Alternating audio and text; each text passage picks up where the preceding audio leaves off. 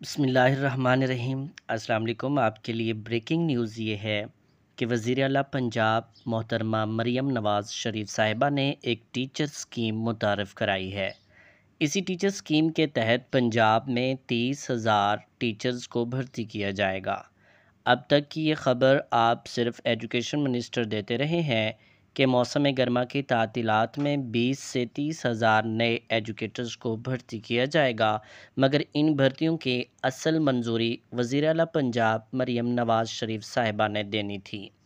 سب وزیر اعلیٰ پنجاب مریم نواز کی طرف دیکھ رہے تھے کہ کب وزیر اعلیٰ پنجاب اس کی منظوری دیتی ہیں۔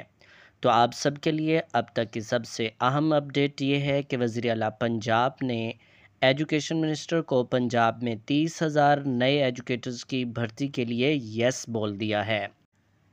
اب میں آپ کو یہ بھی بتا دوں کہ وزیر اعلیٰ پنجاب مریم نواز شریف صاحبہ نے یوں اچانک کیوں بھرتی کے لیے یس بول دیا ہے۔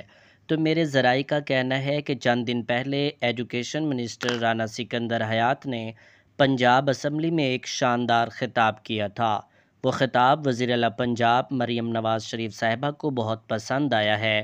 مریم نواز نے ایجوکیشن منسٹر کو شاندار خطاب پر شاباش دی اور ٹیچر اسکیم کے تحت پنجاب میں 30,000 نئے ایجوکیٹرز بھرتی کرنے کی منظوری دے دی۔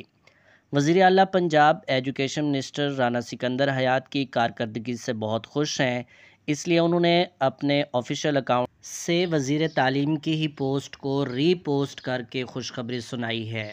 وزیر اعلیٰ پنجاب کی پوسٹ آپ سکرین پر دیکھ بھی سکتے ہیں۔